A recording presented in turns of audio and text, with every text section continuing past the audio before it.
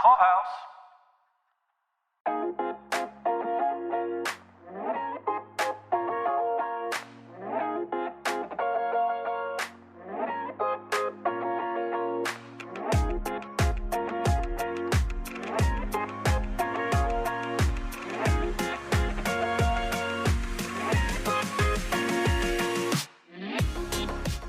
Welcome to Decorating the Set from Hollywood to your home with your hosts, Beth Kushnick and Caroline Daly. Welcome to Decorating the Set from Hollywood to your home. Hey, Beth. Hey, Caroline. Can you believe that since we premiered in 2020, Decorating the Set has been so popular abroad, having appeared on Apple's top 250 podcast charts in over 20 countries, including Japan? I can't believe it. I never thought that it would be so popular in countries like Denmark, France, Germany, Hungary, the Czech Republic, South Africa, and Romania. And Indonesia, Portugal, India, Morocco, Italy. Especially Pakistan, Uzbekistan, Australia, Kenya, Austria, Canada, and Israel. I feel so lucky to know our podcast reaches all the way around the world. I never even imagined when we started talking about it that it would come to be, let alone be in its fourth season and so popular abroad. It's amazing. I love that we're finding like all these universal truths out there, right? Yes, things that people want in their decorating, spans all the way around the globe. And it's that last country that you mentioned that brings us to today's episode, Israel. Each season since season 2, we've dedicated an episode to our international audience. And this year, we are going to take you inside the TV and film industry in Israel. Pretty amazing, yeah? It is. Our guest today is Israeli set decorator and production designer Ohad Ostro. Ohad was a delight to meet and fascinating to listen to his career, starting as an entry-level art apprentice, rising through the ranks of the industry. So among the list of credits in Israeli-specific productions, now, he's done lots of work. Yes. Ohad has worked on some U.S. crossover productions like HBO Max's Valley of Tears and the newest season of the Netflix series Fauja, which has just come out on Netflix. Beth, we touched on this on the interview a little bit, but tell us about how you came to meet Ohad. Well, Instagram brought us together. He direct messaged me, and as you'll hear in the podcast with him, he very poignantly tells that he was sort of at an impasse in his career and loving the business the way he does. He was just concerned because it was a time when he wasn't working and it was sort of a fork in the road for him, and he was deciding what to do.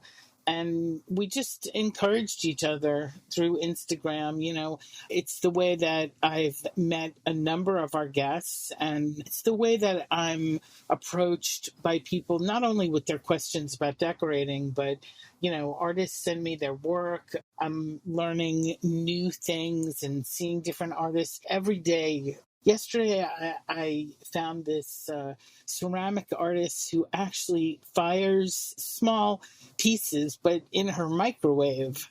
And yeah, and do not try this at home. Warning, caution, listeners. Like a little kiln to put in her microwave, and just all these things spark my interest because, as a set decorator, you never know when something's going to come up. In one of my last projects last year that will be airing soon, I found the most incredible appropriate wallpaper in, of all places, Italy. And that Italian company worked with us to get us what we needed quickly. And so I'm having an international experience with my purchasing. And I'm also meeting some incredible counterparts to what I do and incredible artists. That's amazing. And remind our listeners, because I know that we talk about this all the time, about feeling comfortable to reach out to you. But I feel like Ohad's a really great example of like, look, you guys, this is someone who purely was just an admirer of Beth's work. And, you know, she is that reachable that now we are interviewing him on the podcast. So please don't hesitate. How can they reach you, Beth? Actually, I really suggest reaching out to me on Instagram. I recently found years of messages on Facebook that I had never answered. Mostly the same question: what color is Alicia's bedroom? It's beach glass, Benjamin Moore beach glass, Love it. once again. And I tend to get a lot of messages, but I see them more quickly on Instagram. So Instagram me, direct message me at Beth Kushnick. Okay, listeners, you guys are in for a treat. This is our interview with Israeli set decorator Ohad Ostro.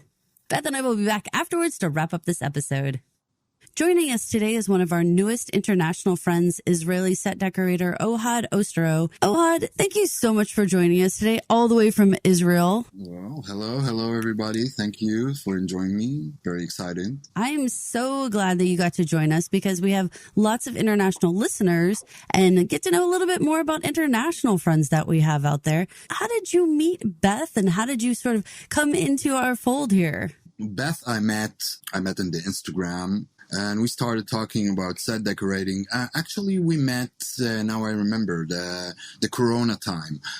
Yes. It was in a difficult time, and we started talking, and actually I was looking for a new job with all that happened in the world, so it's all got quiet in jobs and people looking for jobs and everywhere. I was sitting at home and I was started talking with her and the conversation got, so she, after a while, she was so lovely and she said that maybe I should be interviewed to her podcast. So I was very flattered. Well, we're so happy to have you, we're so happy to have you, Ohad, through the magic of Instagram, which is a great tool for me. I find my counterparts in different countries and different artists and all kinds of vendors doing creative things. It's part of my daily search, and I was lucky enough to start a conversation with you. So welcome. I'm very flattered. Thank you. Will you tell us a little bit about how you got started in the business? I started from the bottom and climbed with the years in different projects.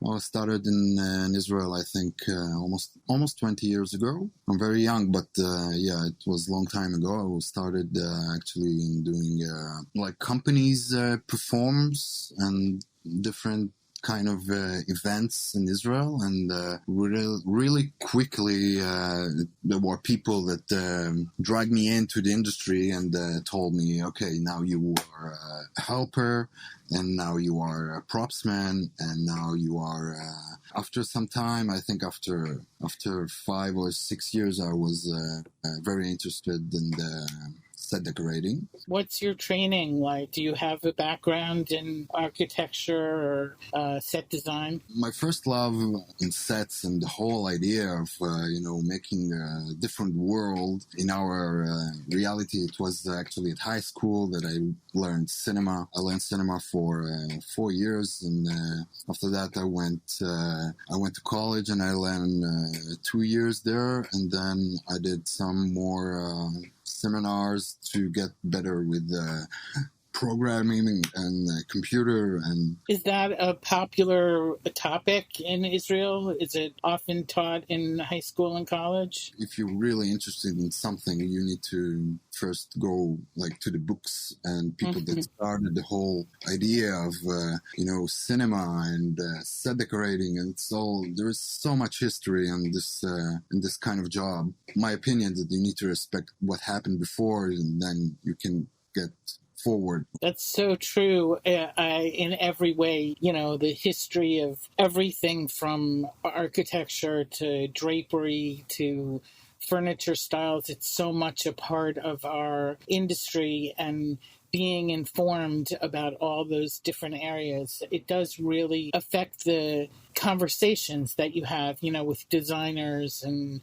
with producers and directors. If you can speak well about all different things. Everyone in the film business, I think, uses references to different periods and styles a lot. Even if you're doing a modern project, they always refer to other movies as style choices. it's a big world of all this industry that we are in it. With all this Corona time, when I met you, everything started to get a little bit more, in my life, a little bit more shaky, because I didn't know, if you remember now, I'm remembering the first conversation that we had, and you told me, hold on, because this is something that you really love. You didn't speak with me or anything, but through like images that I put on the Instagram, and you could feel that I really love what I do. And this is the truth. Absolutely. I really love what I do. Yeah, you changed up your Instagram game big time and started sharing with your followers and everyone what you were doing, and it's great. And in that particular time, I was really like, if you remember, I was talking about maybe I should try another job, or maybe I should had a lot of conversation with my wife at home about it, because, eventually we need to put some food on the table. Yeah. I was happy to finally to speak with somebody that understand how important the love for our professional. It takes you by hold. And I couldn't do anything else. And I think I wrote you about it, that I tried, but I really didn't try, because I can't. I know how to design sets. I know how to make this thing happen. And it's a tool that it's like God given. It's in your DNA. Yeah. Ohad, tell us, are there unions in Israel? What's the process for getting involved in the film industry? Yeah, there is a union. These couple of years, it got really bigger, and I'm really proud of it. It's collecting something like more than 1,000 people. The union, it's all of kind of professionals in the industry, like photographers and script writers and assistant directors and all kinds of and you're all in the same union? Yeah, there is only one that is professional in Israel. There's a lot of websites like this and that, to get jobs, but not a union that actually combines everything together. Yeah, there is a union, and if somebody is listening, they're more than welcome to come and join us. What kind of movies and television shows are made in Israel? They do things like Israeli units of different movies where they come just for a little bit. What do you find is keeping everyone in Israel the most busy? The advertisement industry, it's the biggest. Commercials. Yeah, commercials. It's the biggest one that there is. Passed by the movie industry like in a heartbeat, I have to say. We have certain people for certain industry. There's like a group of people that comes to commercials, and because the industry in Israel, it's not so big. It's everyone knows everybody. Yeah, so over the years you can actually you're working with the same circle of people. Right, like we keep our same crew and sort of travel together. And some ways I've spent over 20 years with some of the same people. So we go from job to job. Do people now know you mostly for your television work? I don't think I'm a famous man in Israel. I'm just a regular man that's working in the industry. Are you called a set decorator in your job there? I'm a set decorator, and above me there's a production designer. I have two production designers that I'm working with, both of them in the last 5 years. Very proud of what we have become as a group, and actually I love each and every one of them. Maybe I say the name, maybe somebody will know, but Nir Alba is a great production designer in Israel, and Eyal Bitterman is the production designer of Fauda, that will come in Netflix, and another big series here in Israel that we have Valley of Truth. Maybe you heard about it. It's came out in HBO Max in 2020. Seems like a resurgence, or even the start of some really popular Israeli television shows that have caught on in the States. Everyone's watching them. The start of something bigger than before, even if people don't know the language, they're subtitled, and speaking in Yiddish, I think, has been very popular amongst Americans. It's like a resurgence of what my grandmother and my mother used to speak, so no one knew what they were talking about. Yiddish? Yeah? Yes. They speak Yiddish. Wow. So maybe you speak a little bit Yiddish. Well, a little bit. A bissel. Yes, a bissel. A bissel. Exactly. My mother born in Poland, and my grandfathers also spoke with me in Yiddish. So it's a language that's gone away a little bit, I think. Oh, it's really coming back. I just saw a production of Fiddler on the Roof in Yiddish. Oh, great. It was an incredibly beautiful production where, through technology, they would project English subtitles up on the stage, and you could look at them if you wanted to, or sort of avoid them with your eye. The set design was brilliant, so simple and brilliant. It's a great production directed by Joel Gray. It's amazing that the entire cast learned Yiddish for the show. It's a beautiful language.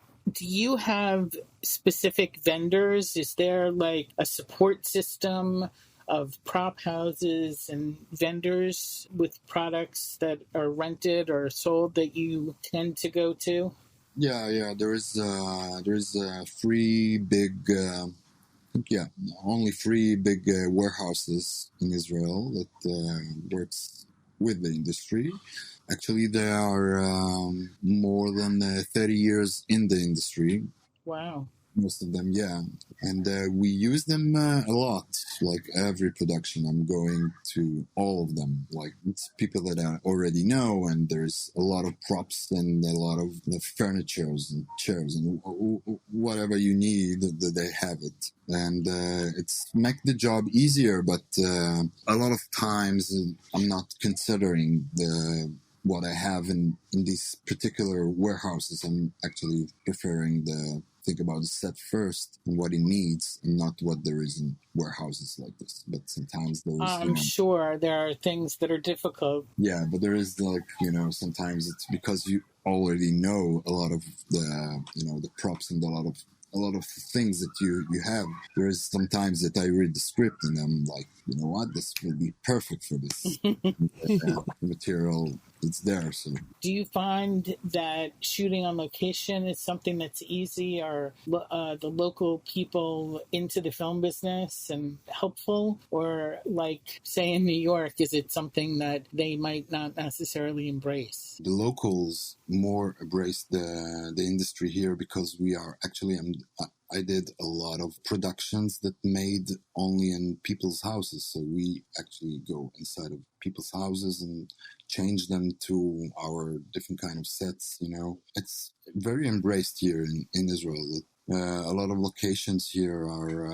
real practical location. Yeah, you find yourself sometimes going to the same house over and over again in a different series, and every time designed the living room different.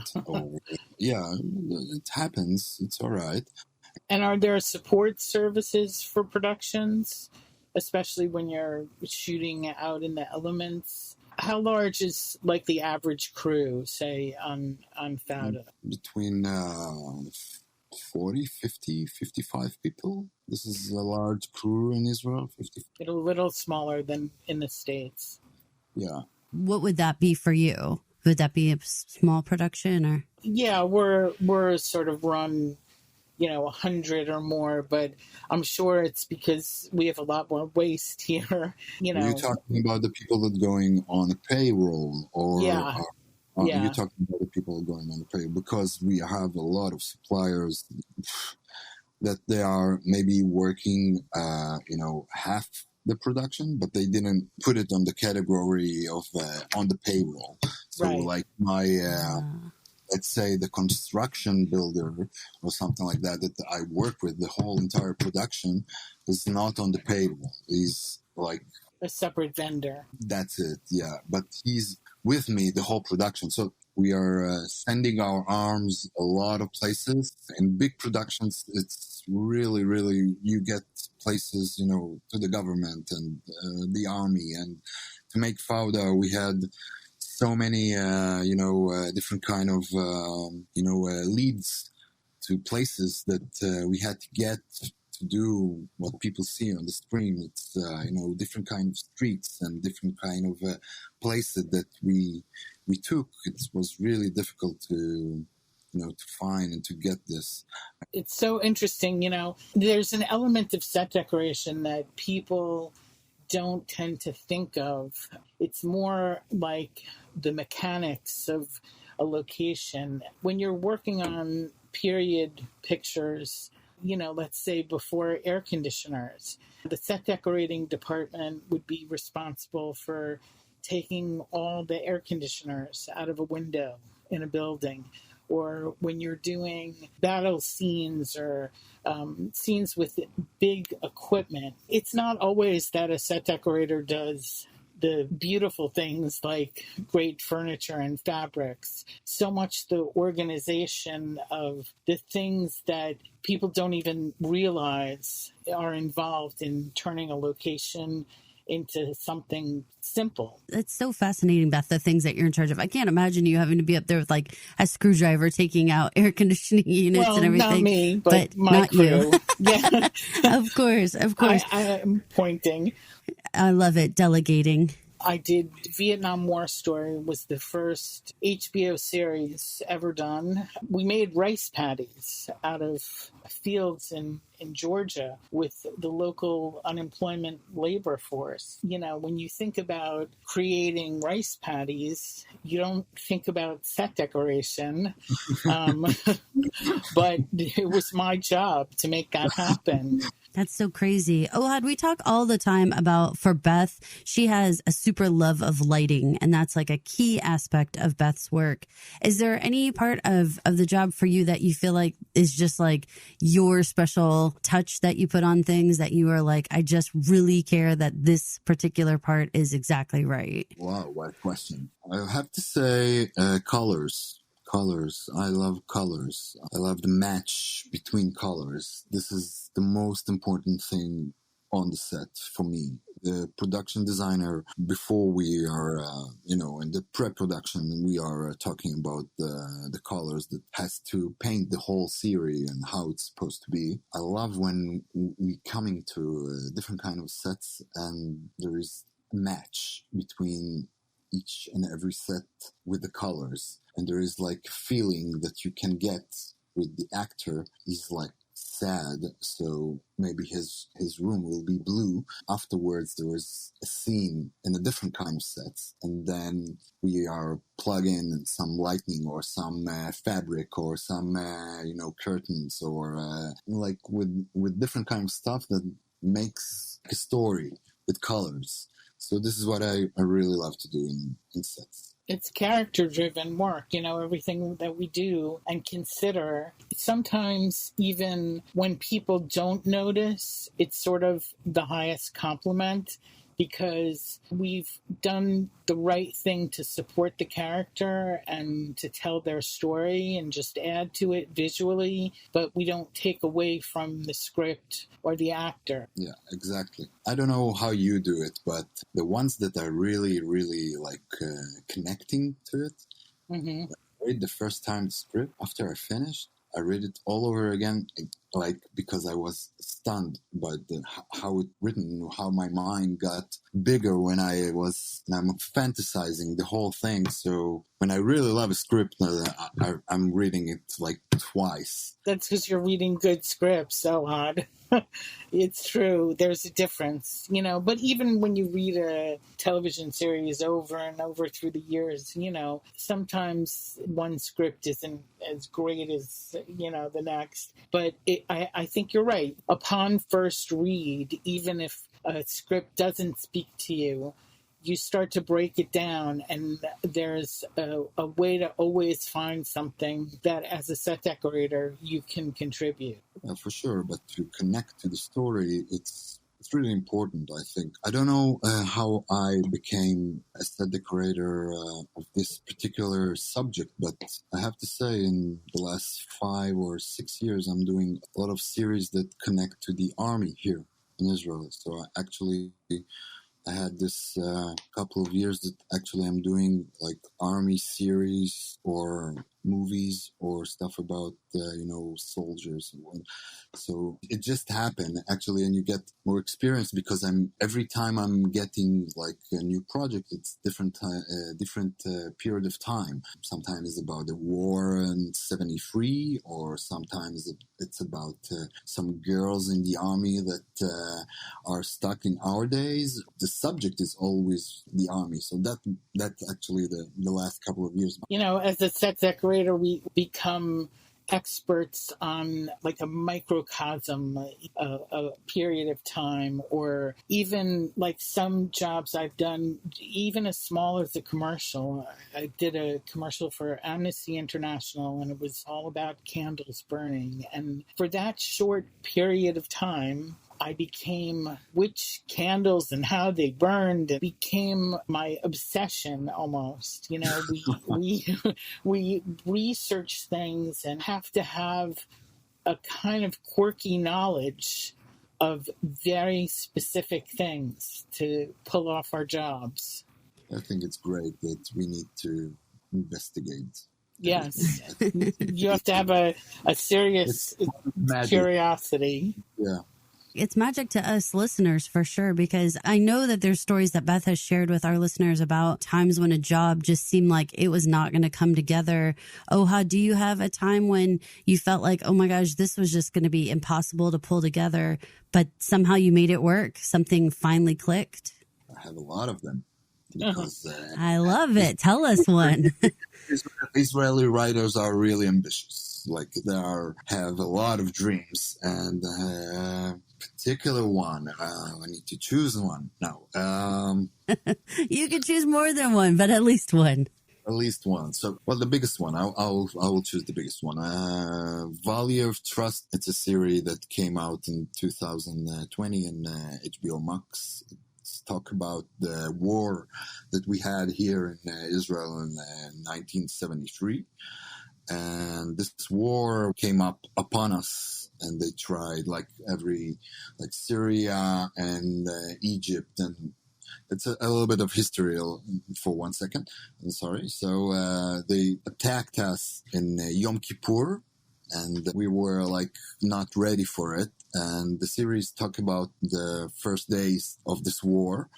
And when I read the script, there were like 2,000 Syrian tanks that came on the border against 3 tanks that we had there.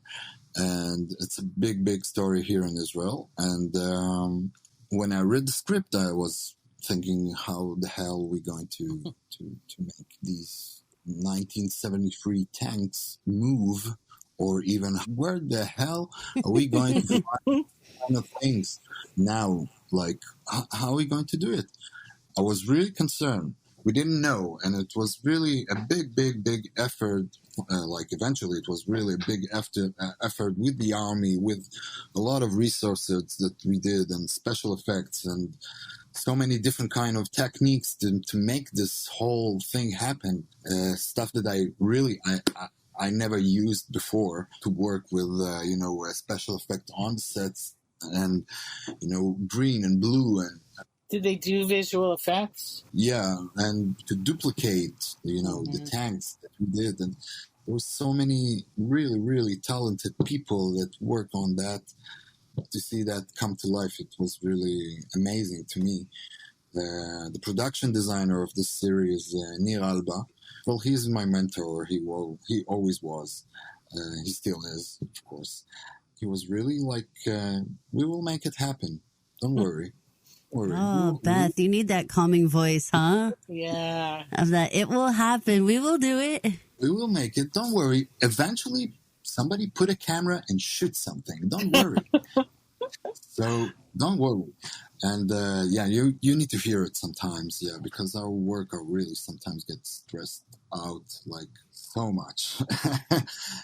Well, it does seem like you guys have to create things out of thin air. It must be so satisfying to see it on the screen, but only you guys really know how much work went into making that happen. You know, it's amazing the timing, how one day you can have a total frustration and that doubting of yourself. And you realize when you look back on it that 24 hours later, you've completely solved it, accomplished it. It's almost far away because it's behind you. So, you know, it's a little bit of that roller coaster. And I'm telling you, even over 30 years into it, I have those days of doubt, and you get past it like hearted the routine. You guys are adrenaline junkies. I know it. I know you are. You're like, you get all stressed out and then you're like, finally it hits, right? It's perfection. Well, I'll tell you, it always seems monumental. I think we have a little bit of that just by virtue of being in the film business. You know, it takes you away from the everyday logic for a minute, because everybody always has this expectation that we can do anything, and we always pull it off. It's sort of as set decorators, I think production managers and producers and directors, they sort of know that when they have a team that they can depend on, even if I'm saying we're never going to be ready and it's never going to happen, that it always does. It's just our own self-doubt that you got to get through, but we always pull it off. I think the work team, to work with the right director and the right producer, that everybody, it's eventually it's a conversation between people, yes. So, yes. And everybody needs to agree that there is one target, that the most important thing is to make the right shot, that to do the best with what they have, with the tools that they have. They are like a puzzle, like you're making a puzzle. This is what you do. And sometimes you do it in 30 seconds on the set sometimes. And sometimes you do it in the pre-production 4 months before you even know where we shoot it. So, it's this, and we are actually, and you are right, we are adrenaline junkies. I think y'all are. You'll enjoy the chaos and the crisis of it all, I think. It's amazing. And I know that Beth has favorite projects. Ohad, do you have a favorite project that you've worked on, whether it was particularly challenging or whether it was just a really satisfying production to work on? So the favorite one is for sure the one that I met my wife. Happened something like 2017, I think. It was a movie for kids, and I worked with the production designer called, his name is Yuda Ako, and he's a big production designer here in Israel. His name is really known actually in the States as well, because he worked Power Rangers with Saban, maybe. Sure. Maybe you heard about him. So he is the production designer that I work with in this particular movie. And I met my wife there, and I think that's the best project that I did, because it gave me my life today, that I'm happily married and have Uriah, my youngest son, and changed my life completely, the whole road through the industry. So. That's amazing. I think Beth, what's such interesting, but then also kind of like we kind of knew this. We knew that it was going to be a family, no matter where in the world these productions were being made. I think that we had a hunch that even though we didn't know everything about Israeli production, we had an idea that you guys were going to work similarly as the ones in the States, because it just seems like this industry in general, you guys have to communicate. You have to work together with all the other departments to pull this off.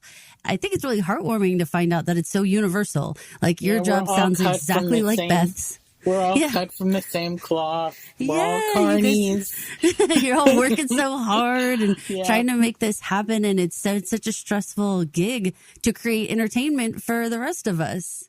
the responsibilities of a set decorator, the organizational aspect and the thought process and the visuals, and it's super good training for a lot of situations in life. It makes you a problem solver, and I encourage people who want to get into our industry to study everything.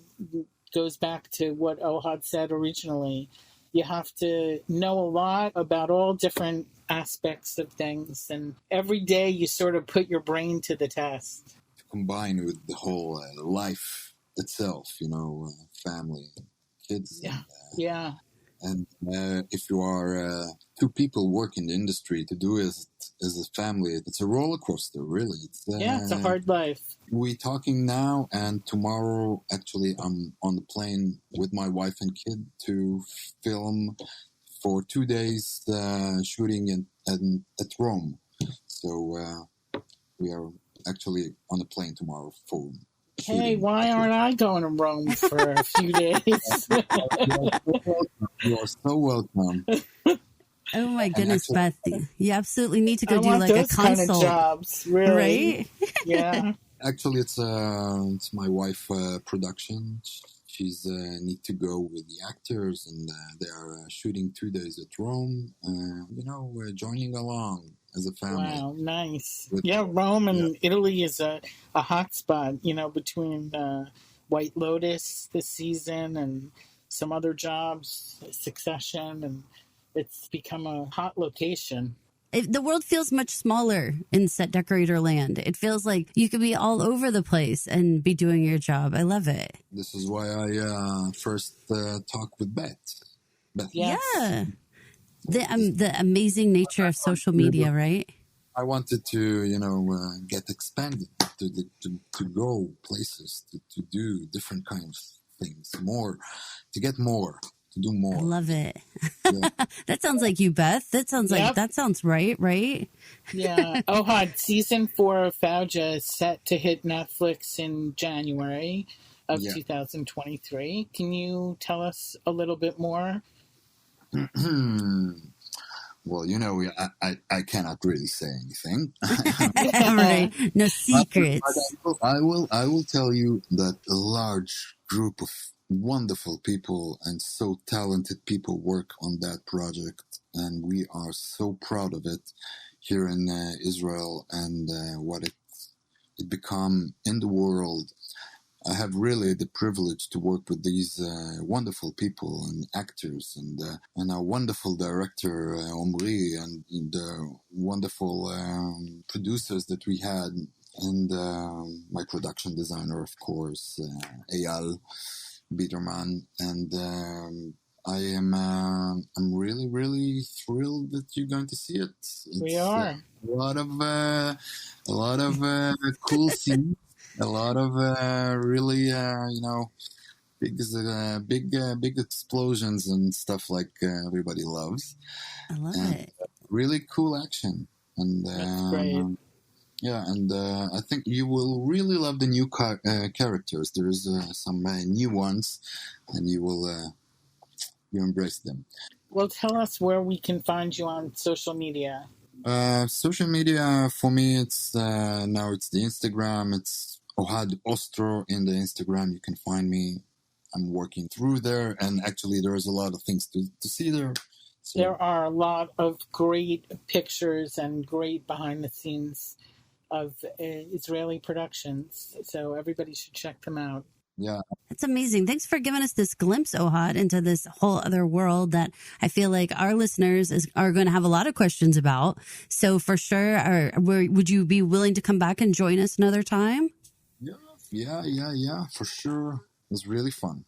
Thank you for joining us. Thank you. And we're going to consider you our ambassador in Israel, because we have a big international following, and we hope you come back soon. Thank you so much, Ohad. Thank you. It was wonderful to talk with you. Thank you. We'll have to have Ohad back as we continue to grow this international audience. I'm excited, Beth. I think there's so many amazing projects that are coming down the pike here for us to talk about with you. I know that season 4 is going to be jam-packed with lots of exciting tips and tricks for everybody. So is there any specific projects that you want to, maybe tease our audience with? Well, what I can tell you is that I worked on my first horror movie of my career this past summer, and that's going to be coming out soon, and we'll talk about it. In the meantime, the Katie Holmes directed film that I did called Rare Objects will be out in mid-April, and we're going to have a great interview with Jake Bear from Newell Props, where we did a bulk of the job, because if anyone has rare objects, it's Newell. So come back and listen to that episode.